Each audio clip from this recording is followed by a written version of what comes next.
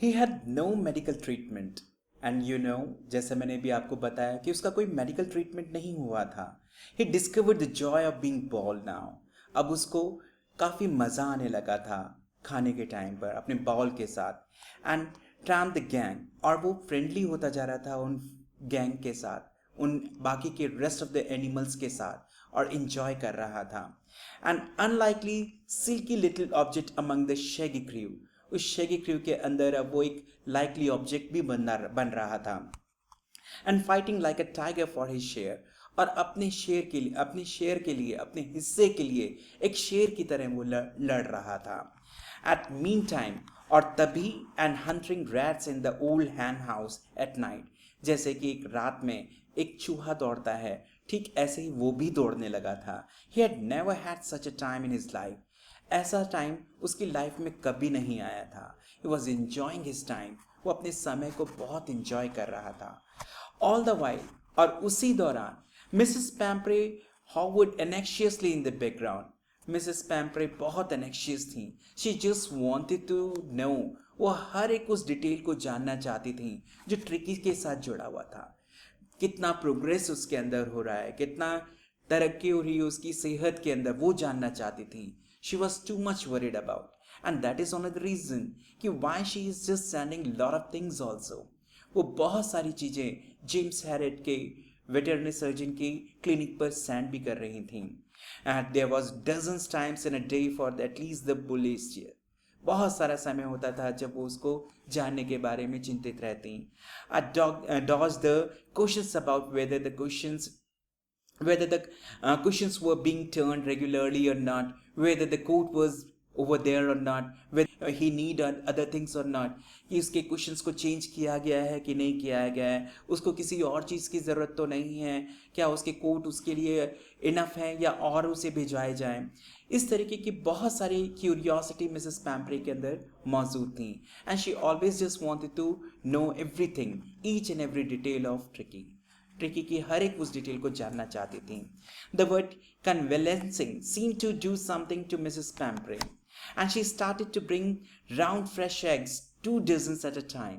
और यही कारण था कि अब वो 2 डजन अंडे वो भेजने लगी थी क्लिनिक के अंदर ट्रिकी के लिए. And here doctor Herriot have that things.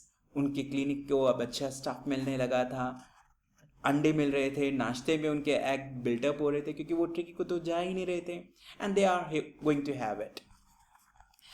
And she started to bring round fresh eggs 2 dozen at a time to build up Tricky's strength. उसकी स्ट्रेंथ बिल्टअप हो जाए इसलिए 2 डजन अंडे उसके पास आ रहे थे. और for a happy period my partner and I had 2 eggs. और ये हमारे लिए, जेम्स हैरिट और उनके पार्टनर्स के लिए, ये बहुत अच्छा समय था बिकॉज उनके ब्रेकफास्ट के अंदर एग्स की मात्रा बढ़ गई थी. They are having eggs in their breakfast and each for breakfast. But when the bottle of wine began to arrive, और लेकिन जब वाइन की बॉटल आने लगी, that was the most interesting time for the Harriet, the veterinary surgeon. Veterinary surgeon के लिए ये एक और अच्छा समय हो गया because now he get wine also for his dinner, his lunch or for the breakfast. The real possibilities of the situation began to dawn at the household. और पॉसिबिलिटी और बढ़ती चली जा रही थी. It was to enrich Tricki's blood. ये सब tricky के ब्लड को एनरिच करने के लिए था. Lunch became a ceremonial location. और लंच का टाइम जो था वो सेरेमोनियल बन जाता था, एक पार्टी टाइम बन जाता था विथ 2 ग्लासेस ऑफ वाइन, क्योंकि 2 ग्लासेस वाइन के भी उसमें फूड के साथ ज्वाइन हो जाते. And several during the meals, और मील के टाइम भी उनको वाइन मिलता. And when the time comes when brandy add into their meal, और जब ब्रांडी उनके मील के अंदर अटैच हो गया तब तो और भी ज़्यादा मज़ा आने लगा. We could hardly believe it when the brandy came to put a final edge, because अब ब्रांडी आ गई थी Tricki's constitution. For a few nights, और कुछ नाइट के लिए, the fine spirit was roll around in held the reverently drunk. और लगातार वो उनको मिल रहे थे.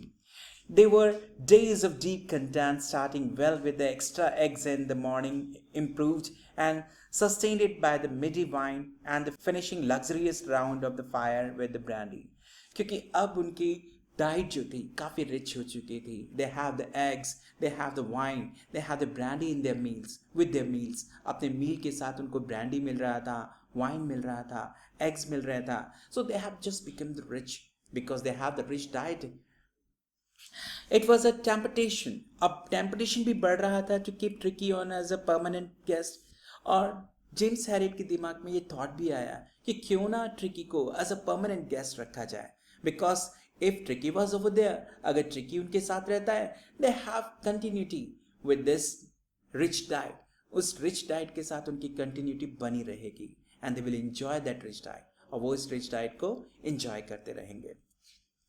बट आई न्यू, लेकिन मैं जानता था मिसेस पैम्प्रे वॉज सफरिंग, कि मिसेस पैम्प्रे जो हैं वो बहुत ज़्यादा सफ़र कर रही हैं बिकॉज शी लव ट्रिकी. वो ट्रिकी को बहुत ज़्यादा प्यार करती थी और वो उसे बहुत मिस कर रही थी. And that is also the thing which comes in the Herriot's mind और the veterinary surgeon's mind. That is only the reason why he informed him. और इसीलिए वेटरनरी सर्जन ने मिसेस पैम्प्रे को इन्फॉर्म भी किया कि after the fortnight, felt compelled to phone and tell her that the little dog had recovered. कि अब जो ट्रिकी है वो रिकवर्ड हो चुका है and was waiting collection और उसके आने का इंतज़ार है. Within minutes और कुछ ही समय बाद about 30 feet of gleaming black metal drew up outside the surgery. एक लंबी सी चमचमाती गाड़ी दरवाजे सर्जरी के बाहर मौजूद थी.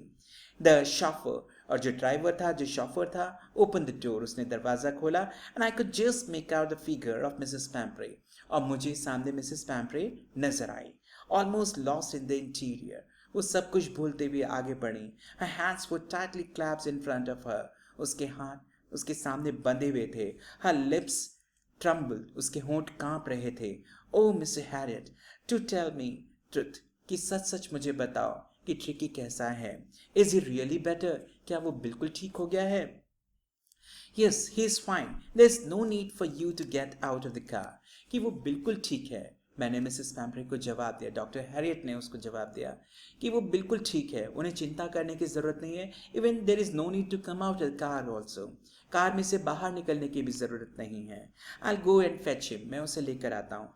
आई वॉक थ्रू द हाउस, मैं चलकर अंदर गया, गार्डन में गया. A masses of dogs was hurtling, बहुत सारे कुत्ते आपस में लड़ रहे थे. एंड राउंड द लॉन्स, और पूरे लॉन में भाग रहे थे. एंड इन देयर मिड्स, और उन्हीं के बीच में, ears फ्लैपिंग, अपने कानों को फ्लैप करता हुआ, टेल वेविंग, अपनी पूंछ को हिलाता हुआ, was a little golden figure. वो छोटी सी गोल्डन फिगर नजर आ रही थी, tricky. In 2 weeks, he had been transformed in a little hard muscled animal. इन 2 हफ्ते के अंदर वो एक हार्ड मसल्ड एनिमल बन चुका था. जो कभी जब आया था इस क्लिनिक के अंदर, at that moment he was a big sausage, but now he is a muscled animal. अब वो एक मसल्ड एनिमल बन चुका था. He was keeping up well with the pack stretching out in the great hounds. His chest almost brushing the ground. वो काफ़ी strong नज़र आ रहा था एंड बहुत तेजी से भागता वो बाहर आया. I carried him back along the passage to the front house, और मैं उसे सामने हाउस के लेकर आया. The chauffeur was still holding the car door. Chauffeur, driver, अभी भी कार का दरवाज़ा पकड़ा हुआ था. And when Tricki saw his mistress, और जब ट्रिकी ने अपने मिस्ट्रेस को देखा, he took off from my arms, मेरे हाथों से वो छूटा. इन अ ट्रिमेंडस लीप, और एक तेजी से जंप लगाई उसने. And sailed into Mrs Pumphrey's lap, और तेजी से मिसेस पैम्प्रे की गोदी में चढ़ गया. She gave a startled oh and then had to defend herself as a sun over her, licking her face and barking. वो उसके चेहरे को चाटने लगा और उसको भौंकने लगा और घूमने लगा उसके चारों तरफ. And she was very much happy to see the Tricki. वो ट्रिकी को देखकर बहुत खुश थी. And as well as the Tricki was, और उतना ही ज़्यादा ट्रिकी भी खुश था. ड्यूरिंग द एक्साइटमेंट, और उस एक्साइटमेंट के दौरान ही, I have the chauffeur to bring out the beds, उसका सारा सामान लाकर रखा गया. As the car moved on, और जैसे ही कार आगे बढ़ी, Mrs Pumphrey leaned out from the window. Mrs Pumphrey window के बाहर देखने लगी. The one can clearly see the tears from her eyes. एक इंसान अपनी आंखों से साफ देख सकता था उसकी आंखों से बहते हुए आंसुओं को.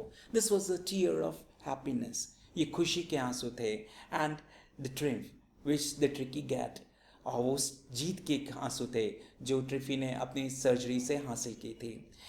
मिस्टर हैरियट, शी क्राइड, और वो सिर्फ इतना ही बोल पाई, how can I ever thank you, कि मैं किस तरीके से तुम्हें धन्यवाद अदा कर सकती हूँ। This is a triumph of surgery, ये तो एक ट्रिम्फ ऑफ सर्जरी है, इस सर्जरी के ऊपर ये एक बहुत बड़ी जीत है। And for that she thank James Harriet for the recovery of Tricky. This was a chapter, A Triumph of Surgery by James Harriet. Dear students, if you think that you get the help from our video and if you like it, so please subscribe it and press the bell icon so you will get the latest update also. And please share it as much as possible with your friends. So whatever the new videos comes, you will get the first. Thank you.